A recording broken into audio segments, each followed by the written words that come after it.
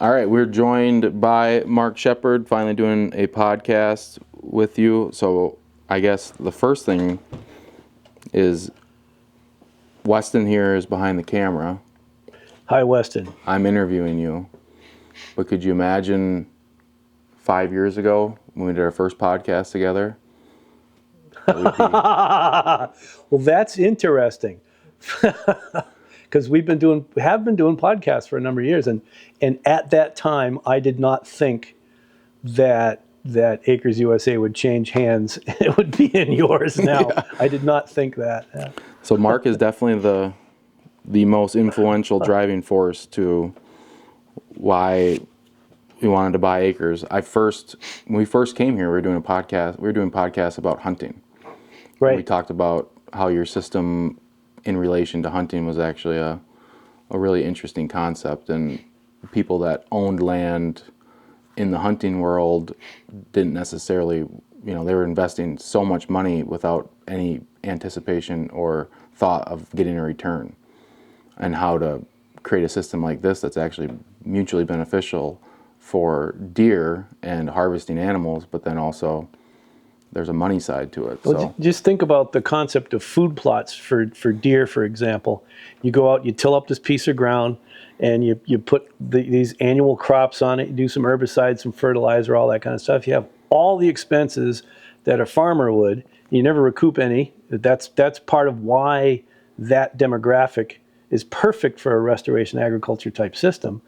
Why not put it into a perennial system that has the chestnuts, the hazelnuts, apples, currants, gooseberries, grapes, all these different foods for all the different wildlife, from turkeys to bear. I saw my first bear poop a couple of weeks ago. They know that it's this time of year, and they come looking for this place. So why not set up just a hyperactive food plot farm?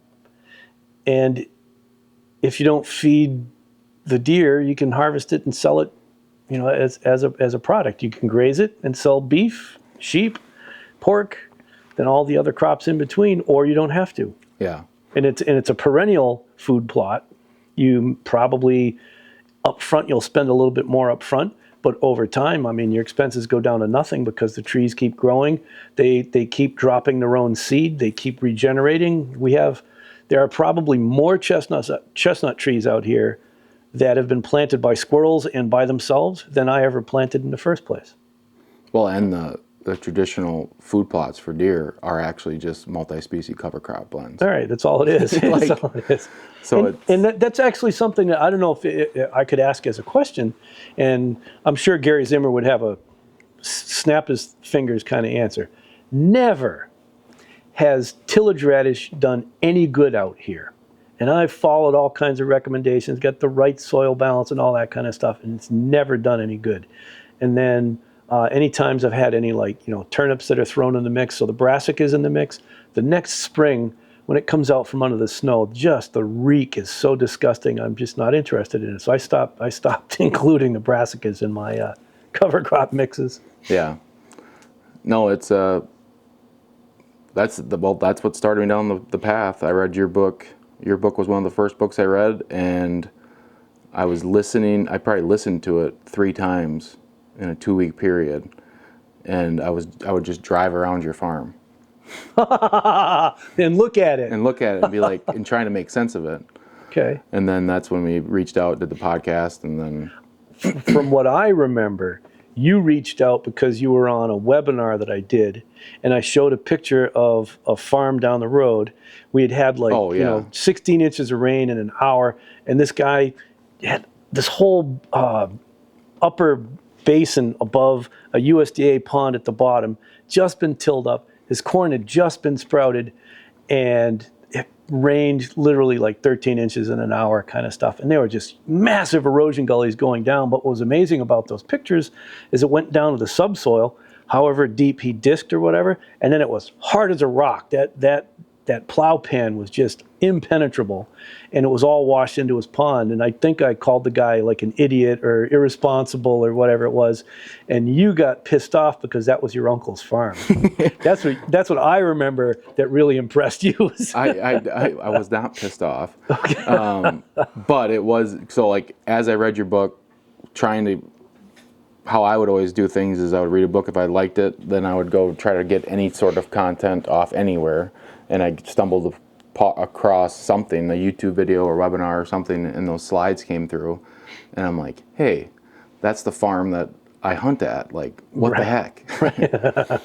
But it was also kind of an example of, my initial suspicions, because that was our family farm, was the place that I experimented initially. So I appreciate, him forever for allowing me to essentially just go around 330 acres at my own will, as long as I didn't mess up any cornfields. Right. But I always was like, something just doesn't seem quite right about this, and connected a lot of dots in a short amount of time there for me. But still, I don't think we ever thought we'd be sitting here today as, acres being here now, and you're obviously a super or a big important part of Acres, being probably the number one book selling author that we have in our portfolio of books. So what is kind of the history of Acres from your perspective? How did you get started with it? I got started with Acres. Now there's got to be some qualifications behind it. I was like 8 or 10 years old maybe, and my dad wanted to do father and son bonding stuff. He worked like 3 full-time jobs a day, kind of whatever, and was never home. And then he wanted to get us into the outdoors, me and my younger brother, Irish twin, get us into the outdoors. We started going to beekeeping meetings. We started keeping bees, and he had a garden. He actually, my dad my grandfather was a hunting and fishing guide. The owner of the lodge where my grandfather was the head guide, whatever, was a doctor. Back then, this is like the 30s, doctors were still botanists because most of the medicines hadn't gone chemical mostly yet. Antibiotics really hadn't happened yet. And so they grew their medicines and distilled and however else they made medicines. I'm not a herbal medicine guy. Well, this doctor went to Vanceboro, Maine, where the Hale family, Roger Hale and his wife Miriam, they had a son that was forceps delivered, and until he was 4 years old, everything was fine. At age 4, he went, nutso or whatever. They tried everything. They're extraordinarily wealthy people from New York City. And then finally somebody said, oh, you ought to take him to see Rudolf Steiner over in Switzerland. So they took a steamer over, they went to Switzerland, and when they got to the place for, messed up kids, what's now known as the Camp Hill communities, the little kid perked up, smiled, and ran into this lady's arms and jumped into her arms. And, Roger Hale and his wife was like, well, this is where he belongs. So meanwhile, while they're waiting for their steamer to get ready again, they visited the whole scene, got plugged into the whole Rudolf Steiner biodynamic gardening stuff. And then they made arrangements to have Ernfried Pfeiffer, who was the Steiner's understudy, to come over to Vanceboro, Maine. So this goes back to Maine. Vanceboro, Maine is like 100 miles up the road from where my dad was born. The doctor used to train up there with them doing the medicine and the growing of stuff. So my dad, from when he was like 10 or 12 years old, was a biodynamic compost maker and all that kind of stuff, packing the horns and everything. Well, fast forward, now he's working way too hard as a machinist and a tool maker at plastic shops and stuff like that. He's trying to get his kids into agriculture. We go to biodynamic meetings, we go to beekeeping meetings, and then once a year there would be this big conference. Well, back then there were a number of different threads that were developing, and the big conference, the organization that had 501c3 status and had a regular history of having an annual conference was the Natural Foods Association, NFA, Natural Foods Associates. I think they're still around. Yep. And so then the NFA, the Biodynamic Association, and then this guy named Robert Rodale and this other guy named Charles Walters would go to these NFA meetings. And back then, a lot of it was like natural foods, it's all about natural foods. And then I first, remember starting going to these meetings in the late 1960s, and probably the early 1970s was when there were a couple splits.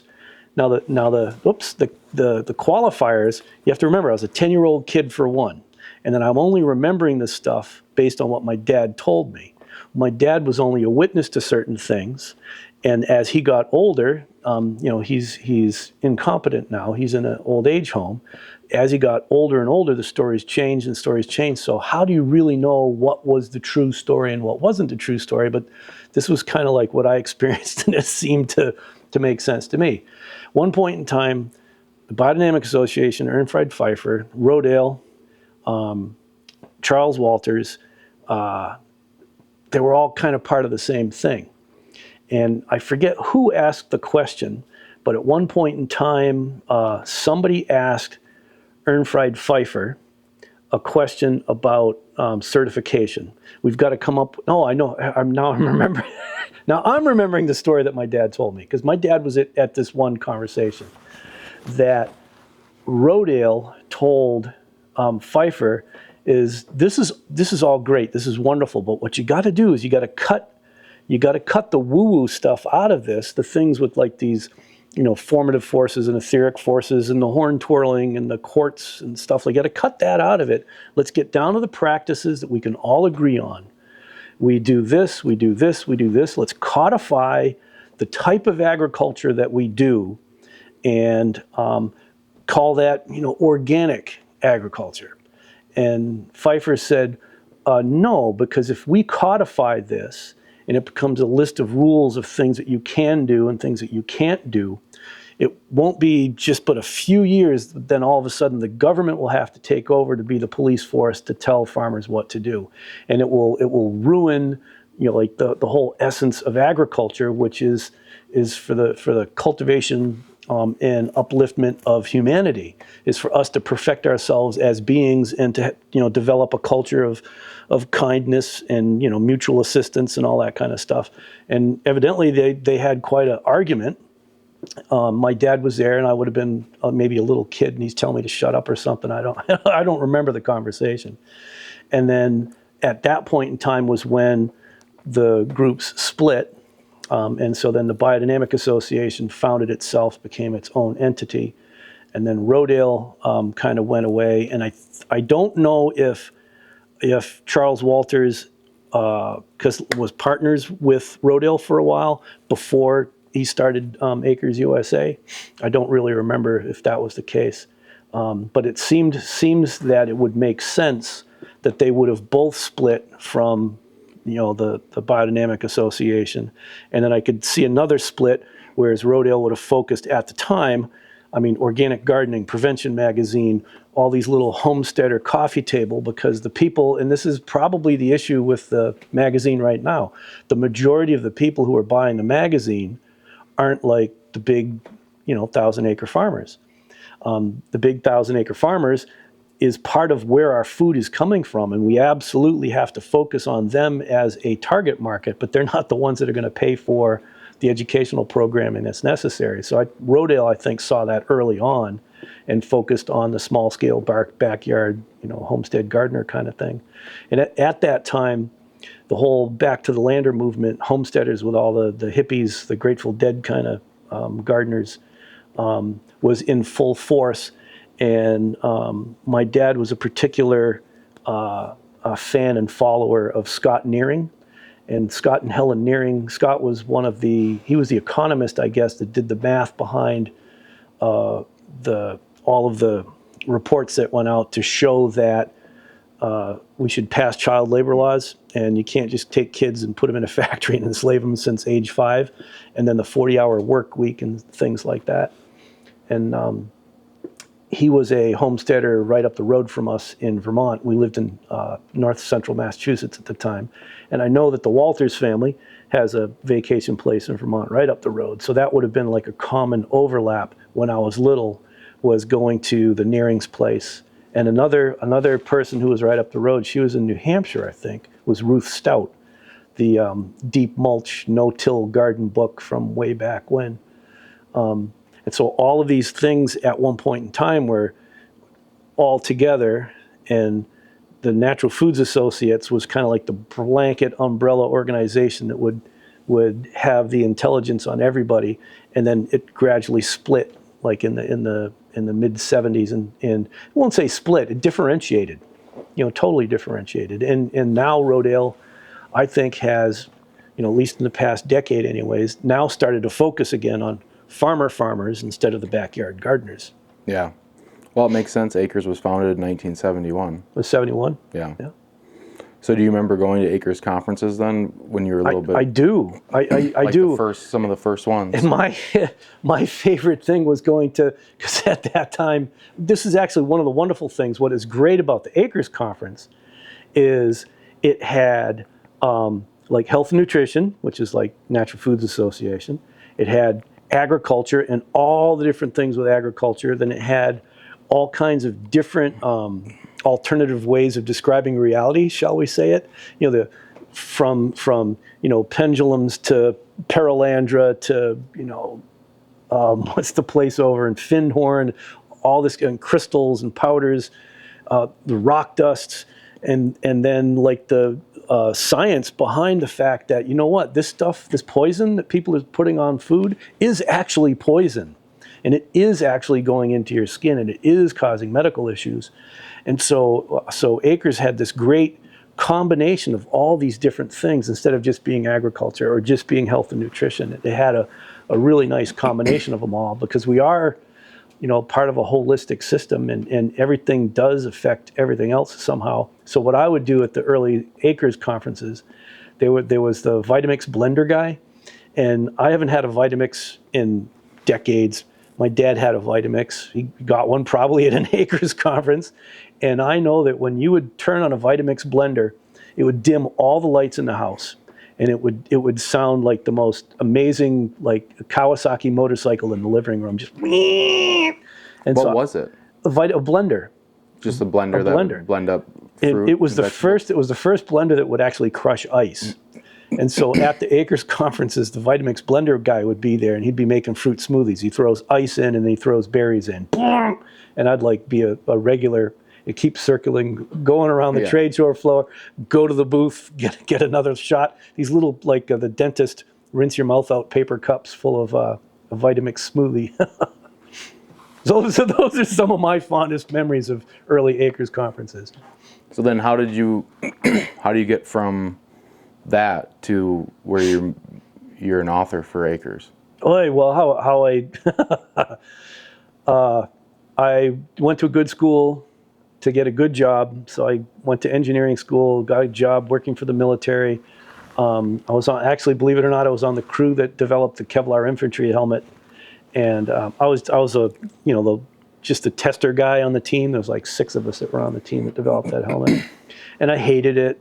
And I got to see a helmet that I packed in a box and shipped to Fort Rucker, Alabama. I got to see my helmet land with a guy in Grenada, and then I saw him X weeks later after he had recovered from surgery being shot in the head, and I did all the tests on his helmets. It's like, I have a direct impact on this planet. The things that I choose to do ripple out from me, and this was an extreme example that I am a part of this whole war machine thing, and I didn't necessarily like it. I want to do something really cool. I really wanted to run around in the woods. That's really what I wanted to do, because my dad had been a gardener all these years, and I realized that out in the garden where I'm hoeing and weeding and making compost and spreading compost, and you get a couple little black crumbs on the soil, that's hardly fertilizer. But I did it anyways, and then we grew like carrots and tomatoes and all the garden vegetables you could, but we still had to go to the store to buy like meat and bread and beans and rice. And then after I was done working in the garden, I'd get to run in the woods. And there's food everywhere. More food out in the woods where nobody's taking care of it. And started to think, it's like, wow, nobody's really doing any work out here. and it's organized. It's organized the way nature organizes things. Well, couldn't we imitate this? So I started to experiment with, growing things like an ecosystem. So after my engineering experience, I quit and I went back to school for ecology, because this is, after all, creating natural ecosystems is part of ecology. And went to Unity College in Maine. And while I was there, is when I got the information about the closing of the Homestead Act in Alaska. And I went up there. I was one of the last people to claim land under the 1850 homestead laws. Got a 5-acre parcel, 300 miles north of town, 3,500 feet up the side of a mountain, lived there for 10 years, and experimented with managing an ecosystem as my food source. Instead of like migrating to where the berries are, or migrating to where the fish are, or migrating to where these plants grow, is try to plant it all in one place. And it was at that point in time that I started taking notes about what I was doing. And this guy said, "Oh, that's permaculture." So I took a permaculture course. And while we were at the permaculture course, all these permaculturists, while they're eating their rice and beans, they're saying, "Oh, with permaculture, we don't need gardens and farms. We just grow everything in our front yard." And it's like, look, how can you grow enough calories in your front suburban yard or back suburban yard? We eat too much. We need bigger areas. And if you're going to grow the carbohydrates, proteins, and oils to keep an organism alive, Taylor, you don't look like you're an ounce under 150 pounds. You're a big boy, okay? It takes a scoop shovel to feed you. And so I propose that we figure out how to design farms that will provide our staple crops, our carbohydrates, proteins, and oils, by mimicking a natural ecosystem and then managing it as a natural ecosystem instead of an orchard or a garden, and then harvest the staple foods off of that. And there was somebody in the audience who had some investments they wanted to get out of, and they were the down payment on this property here. So I found myself located here with my wife and then infant son, and we started growing vegetables for cash flow. We were part of the Organic Valley Co-op, and what I was doing was different enough from other people that people would say, "Hey, we got a little conference over here. Come on over and give a little hour workshop and stuff like that." And then the one that when I went there, it's like, "Oh, I remember this. This is like the Acres USA folks." And so I forget. So after the gap of, going to college and having a job and being in Alaska, so it's probably like 15 years, I disappeared from the Acres scene, and then I came right back, and it was like coming home. These are all the people I knew. There were some of the old timers that I did remember, from when I was a little kid, that were still around. And so that's kind of a long and roundabout story of how I got there to the Acres conferences, and then what I had been doing here was different enough that people were trying to categorize it as some kind of organic farming. People were trying to categorize it as some kind of orcharding, and nobody was getting it right. And I'd have to reintroduce everything over and over again. When I started, I'm starting from a different premise. What we're going to do, what we do with restoration agriculture, is we're going to imitate the natural plant community types, the ecosystem of your area.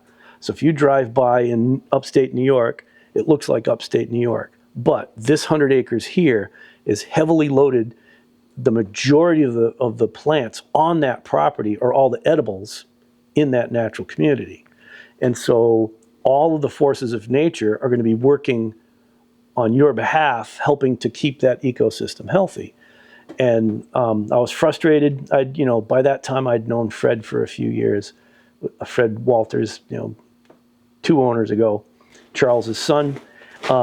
He said, "Look, Mark, why don't you just write your stuff down, write it into a book, and we'll doctor it up and we'll throw it out there." I said, "Well, I'm not a good writer, and this, that, and the other thing." And he told me, he probably got this from somewhere else. He says, "Mark, sometimes you just got to throw up, and then somebody cleans up the mess for you." I'm like, "I can work with you."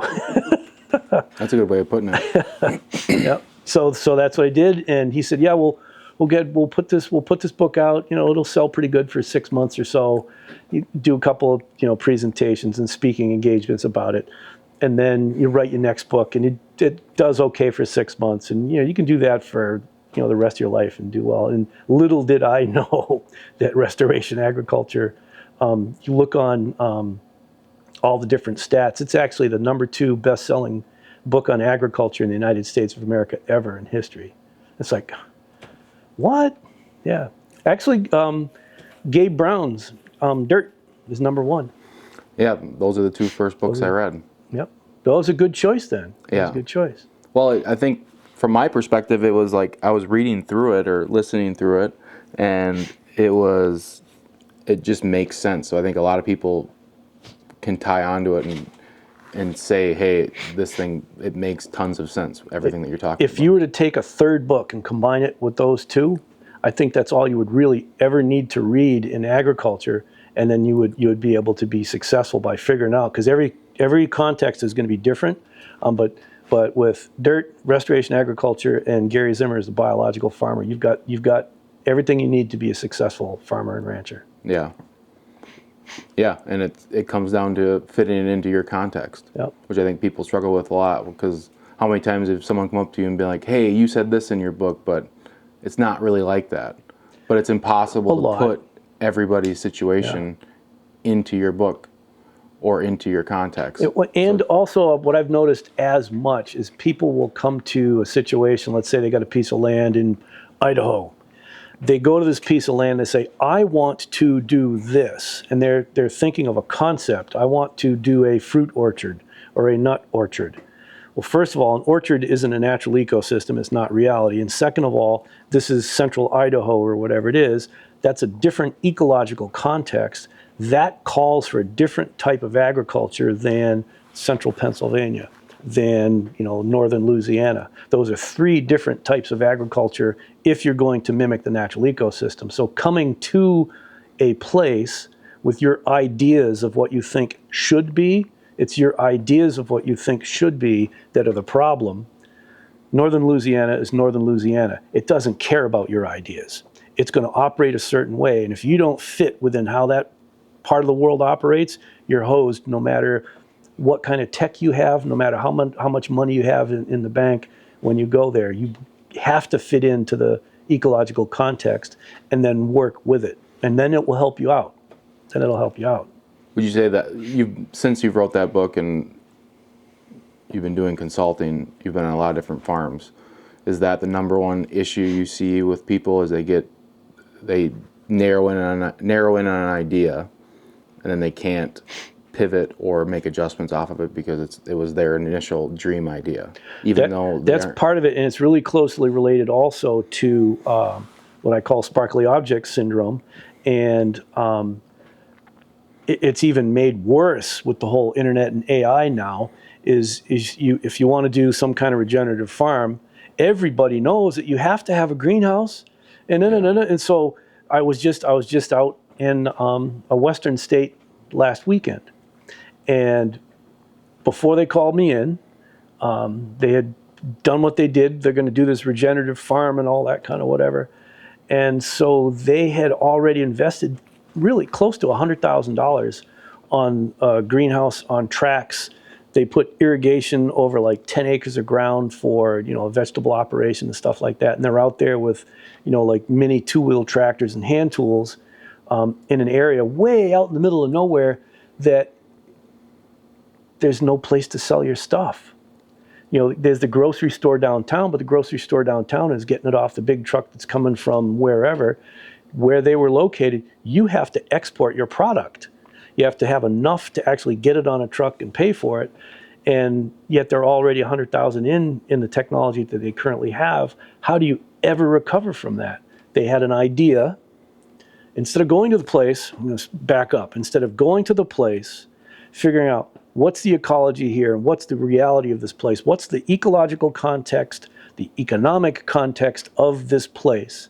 Now, how can I go there and work with that, help it out, and harvest some yields, and then eat it, market it, or whatever, instead of coming to a place, say, yeah, I'm going to do this, and this, and wake up $100,000 later, and you're still paying on the note, and you'll never recover that money. So that is the going to a place with a preconceived notion of what you're going to do, and then making investments in infrastructure and technology that you don't need and will never recover from, just because it sounds cool.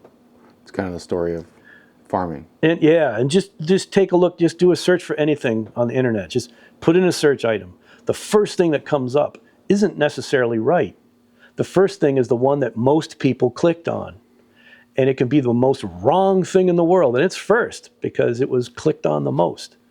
So those three things combined, whew, I run into a lot of people that they're in trouble because of that. So how have you shifted your workshops now? Like, what do you think is the main thing that you try to get people to take away at coming to one of your workshops? That's actually I'm glad you asked the question that way. You may have accidentally put the words together that way, but that worked really well. I think more so what's happening is I'm helping to explain these principles, these like ecological and economic principles, and stay away from the details. Because like you had said earlier, somebody said, "Oh, I read this in your book, and you said, and it didn't work for me." It's like, well, because every context is different. And let's use the term stun, strategic total utter neglect. Well, nature operates that way, and most people live near oak trees or at least seen oak trees. And for most years, there's a couple acorns on the ground. Then all of a sudden, like for 1 or 2 years in a row, there's acorns, like marbles all over the ground, just amazing amount of acorns. They massed. So where was I going with this? You were just explaining, what you're trying to get people to walk away with after a workshop. So to understand the basic principles of how this plant community type, this oak plant community type, you'll see these trees and shrubs all with each other all the time. They require this kind of disturbance. They are adapted to fire, they're adapted to wind, they're adapted to heavy grazing pressure. Well, now, if this is how a natural system operates, now we go in there and we mimic that. So if you've got 10 million acorns this year, you plant 10 million acorns. Out of those 10 million acorns, maybe 2, 3, 5 trees go to maturity. So stun is mimicked after nature in that if you're going to do stun as a management tool, you have to mimic nature as best you possibly can, which means planting super high density, huge quantities. Because there will be, whether you plant 10 trees or 10,000 trees, you're going to have trees that die. They just will. There's nothing you can do to keep them alive.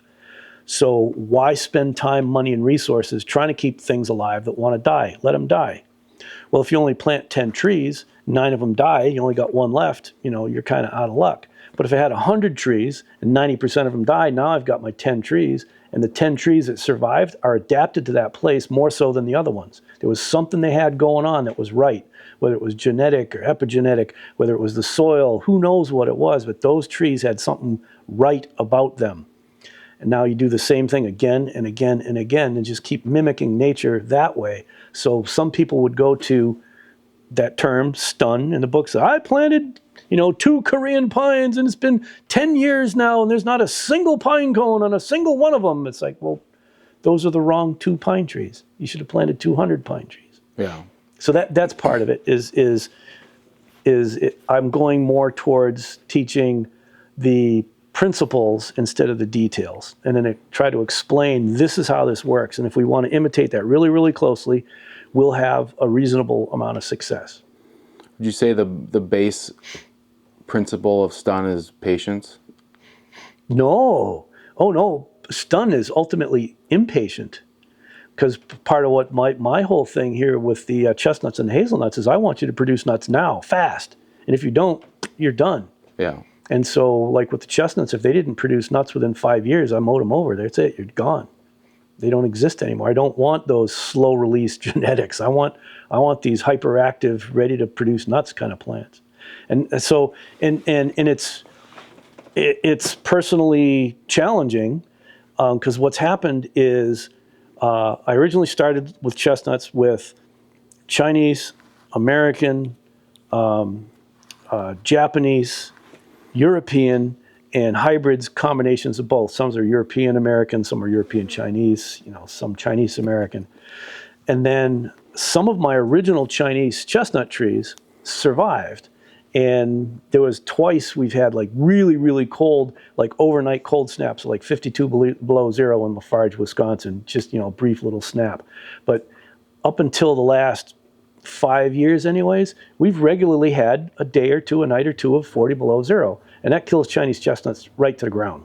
It happened in Iowa back only like 3 or 4 years ago. 90% of all chestnut trees in Iowa just got, smoked. They're gone. So I have these Chinese chestnut trees that have survived and produced seed. So then I've saved their seed, and they haven't produced nuts as fast as I've wanted, but I know that they're 50% Chinese chestnuts because of the tree that they came from. And so I'm having a problem right now is I've got these trees, they're my friends. I harvested the seed, I planted the seed, I've taken care of these trees, for probably 7 years now. They've gone over 5 because I'm trying to figure out, do I kill them? Do I get really hardcore, stay hardcore about you've got to produce within 5 years? Or do I back off a little bit? If I want to accelerate the genetics and make it happen faster, I should kill every single one that doesn't have a nut on it, just because. Because if you're going to take up the ground, I could grow grass there. Yeah. I can grow grass there. Yeah, it's not much different than selecting with cattle. That's exactly what it is. It's the same thing. It's a herd of trees instead of the herd of cattle. And if you're waiting for that one to kind of get with the program and catch up, you're always behind. Yeah. You're always behind. And then let's go one step worse. So let's take apples back to apples again. You've got this orchard. First of all, you're growing them in a ecologically bastardized system, 100% apple trees. Now there are ones that are suffering. So instead of say, just get rid of it, cut your losses and walk away, now what we're going to do is we're going to buy new equipment, and we're going to buy these different sprays, whether they're chemically synthesized or if they're organic sprays. And now you're going to go spray week after week after week after week in the hopes that eventually they'll do okay and do better. And that's a slippery slope, and it's a dead end. Especially right now. Yeah. Oh, do you know what's happening with the Apple world? I don't really know what's happening in the Apple world, but I do know that out in Washington State, I'm going there next week. They're basically land applying and disking in, like the quantities of apples is just insane. Yeah. Because the price it doesn't pay. They can't pay to even harvest the apples. Right. They would lose. Well, you can pay to harvest the apples, but then you're not going to recover that. Yeah. So Yeah. I don't know what's happening on the political and economic scene behind that, but that's been not that exact example, but just in my own history of being with the organic movement is when I first got started here in '95, I was making like $22, $24 for a bushel and a ninth box of green peppers. It's pretty good.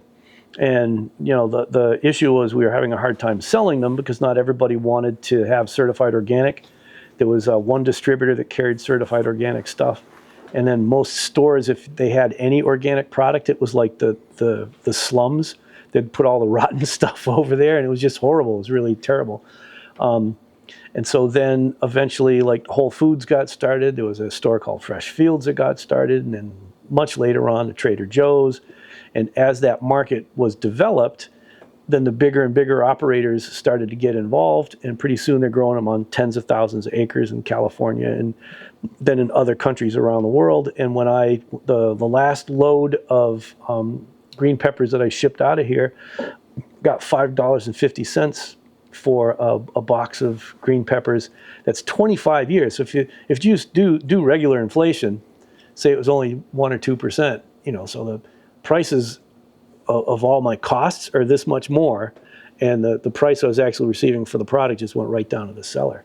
That's the nature of most markets, is as a market is developed, it's like the first birds off the wire, they capitalize on the highest price, but they oftentimes get screwed because the volume isn't what they need to really sustain themselves. So that's their big struggle.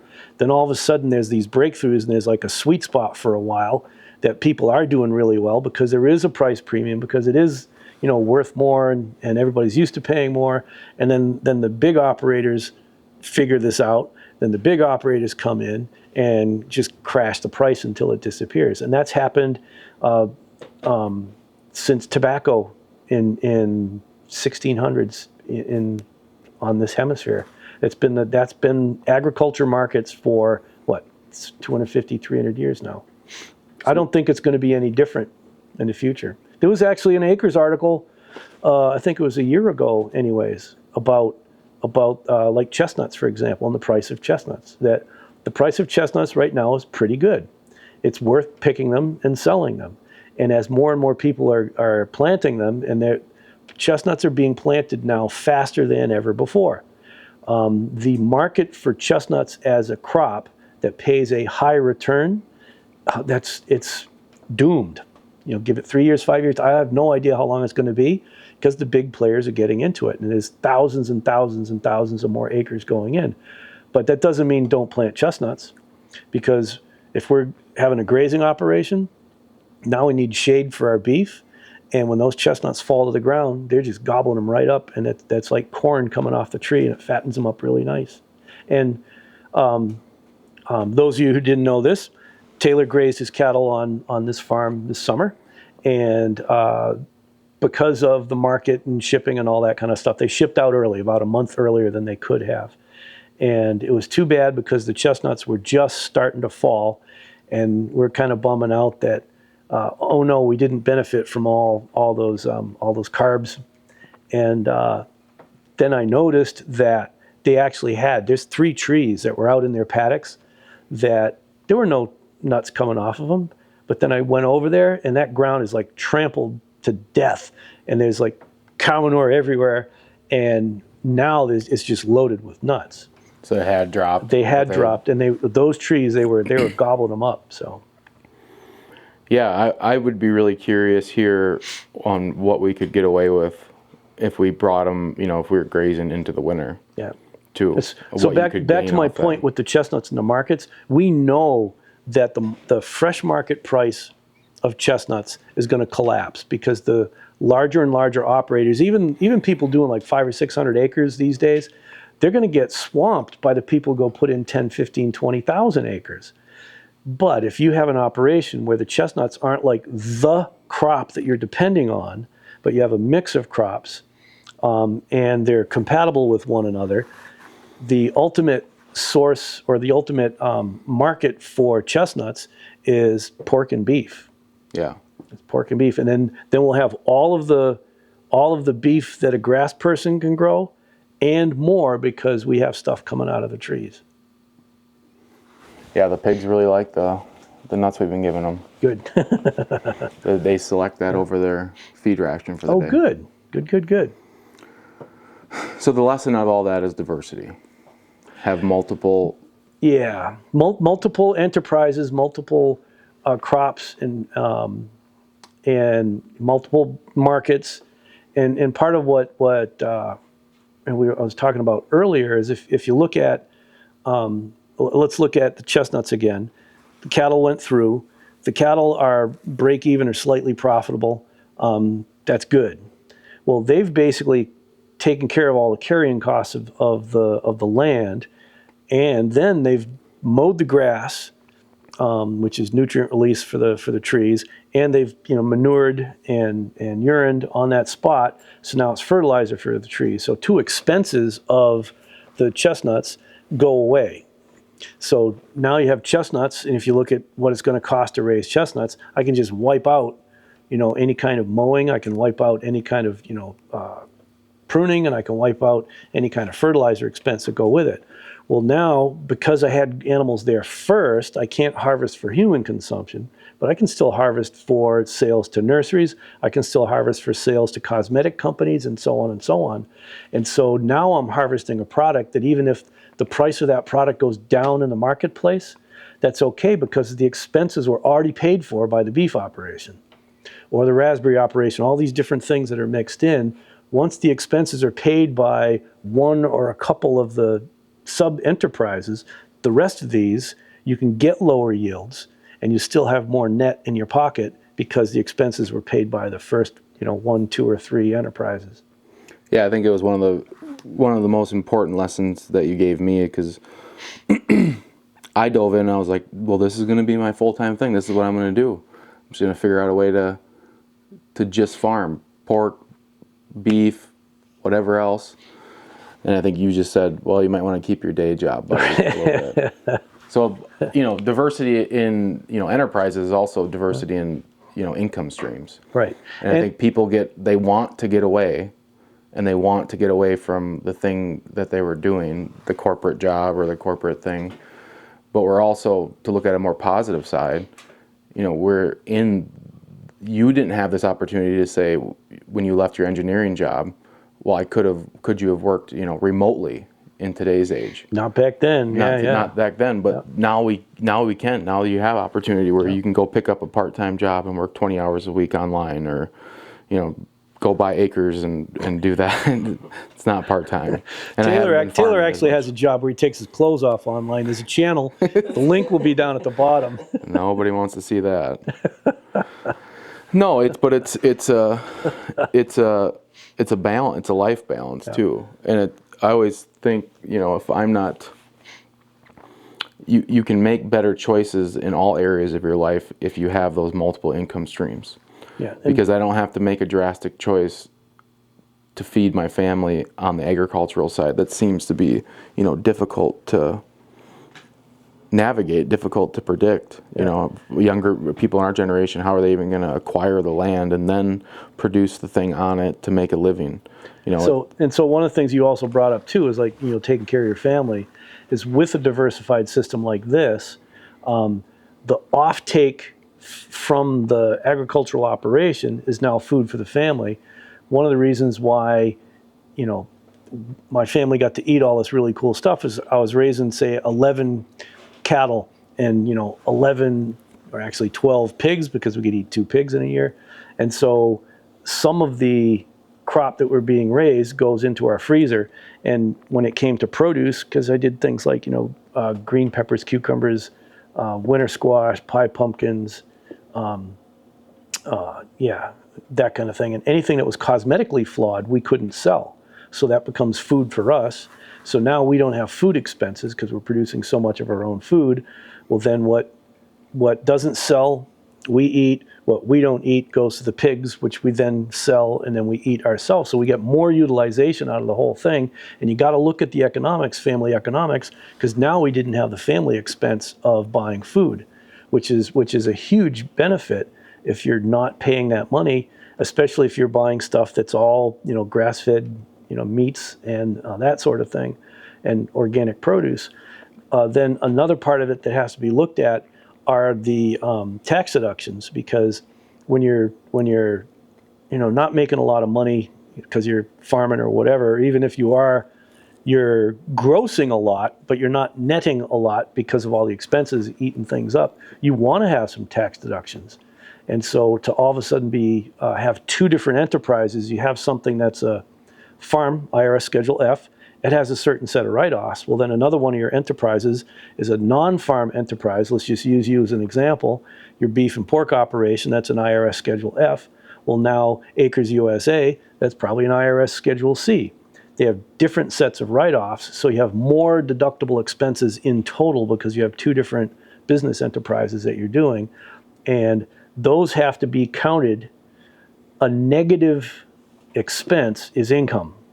It's because you don't have to spend money on it. So to have 2 different sets of write-offs is a benefit. Yeah, it definitely is. Feeding your family, so you have no more food expense. You got 2 different sets of write-offs, one from IRS Schedule C, one from F, and then you do have income from your farming operations, a little here and a little there and a little here and a little there. But let's set the expectation correct, because I think people get a little bit confused on this that haven't been. So normal W-2 employees, I was the same way when I left being a cop. We'll just expense that.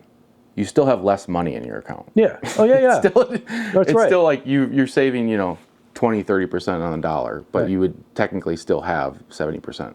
And then what ends up happening though is you end up paying less taxes, and that's where Yeah. the money comes back. Right. Now it doesn't come back; it's just it doesn't go away. But it's not like a invitation for people to start a farm to just go spend a bunch of money to write off all their other income either. Unless you have that much income that you've got to have an expense, because that's Yeah. actually one of the reasons why farming sucks so bad. Is there are people who have so much money that they need to have tax deductions in order to to not pay as much taxes, so they will run farms at a loss on purpose. Yeah. And then they're selling their product in the marketplace. They don't have the same market pressures that those of us who are earning a livelihood from, and so they help to drive the market price down.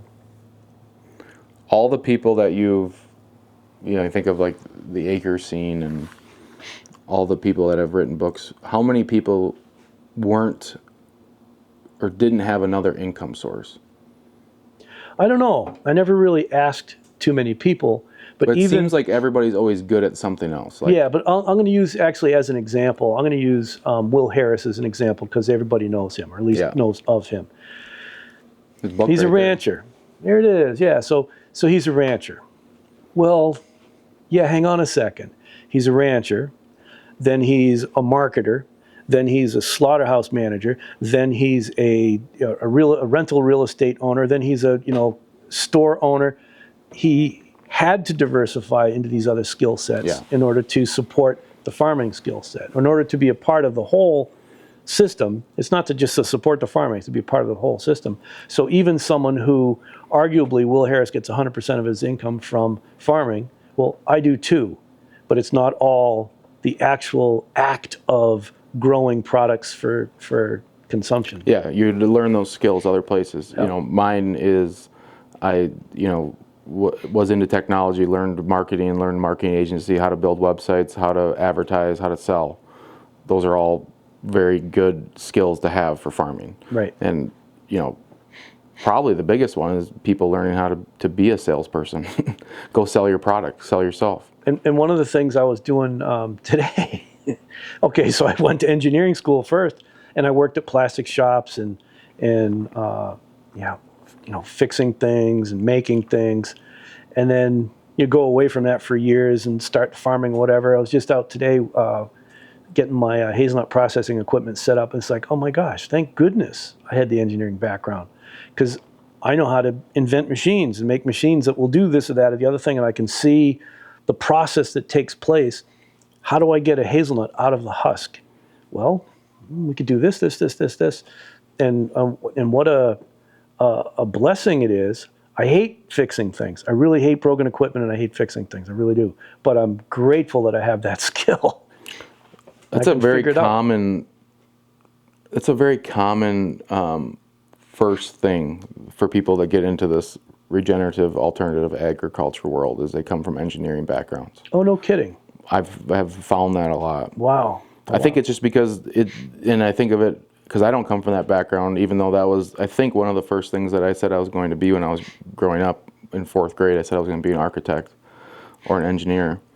But it's a problem solving. The way your brain works with problem solving, and that's pretty much what this type of farming is. That's what I was going to bring up, is that engineering basically is everything's a problem, Yeah. and problems have solutions. And our job is to figure out how to accomplish whatever this is. It's not like, oh my gosh, I can't do this. It's like, no, I can do this. I just have to figure out how. Yeah. And you systematically go through it and apply yourself.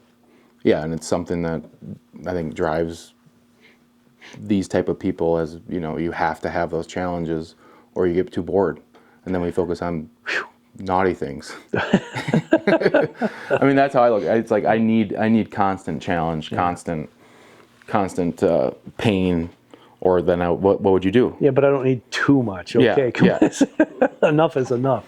Well, you went through the years of it. Now you Right. can. Oh, right, exactly right. I don't have any challenges now. That's right, Yeah. I forgot. We have challenges counting cattle. So, what are we doing on the farm right now? What I've been doing, let's see. And I guess or quick, give an overview of like what this farm is currently being used for. How you use it. You transitioned, you made a living with your family. You're mainly producing annual crops, selling to the co-op. or the organic valley. Yep. But now you're at a different stage in life. You do other things. Right. And It started. This was probably 60% abandoned cropland. So it had been abandoned in the fall. We came onto it in the springtime, and then 30% of it was like rocky, eroded hill pasture with grass that had been grazed down, golf course green height, and then maybe 3 acres of clear cut where they took out all the trees, just cut it right down to the ground. And so the transition had been through using the agroforestry techniques, mostly of alley cropping, grow alleys of annuals. I actually, believe it or not, even did corn and beans in the early years. I was doing Vermont cranberry beans for some soup company, some organic soup company was buying it, and corn that I used to sell at Nelson Agri Center. So it was row crops and vegetables with rows of trees in between. And the earliest years with the trees were mimicking the oak savanna. So the Fagaceae layer was, oaks and chestnuts, and then apples and cherries and hazelnuts. And so the big 3 tree crops are chestnuts, apples, and hazelnuts. So while they're young, taking care of the row crops in between, they're certified organic, so it's all tillage, it's cultivators and whatnot. That's taking care of the trees in between. And then as the trees grew, I now had seeds that I would plant. So nursery sales started to be part of the economic stream. Livestock was part of the economic stream. And then as nursery sales kicked in, so we're doing produce, no more small grains. Then we're doing nursery sales, livestock. Then I was planting more trees in the alleys, and we got less and less and less annual crops.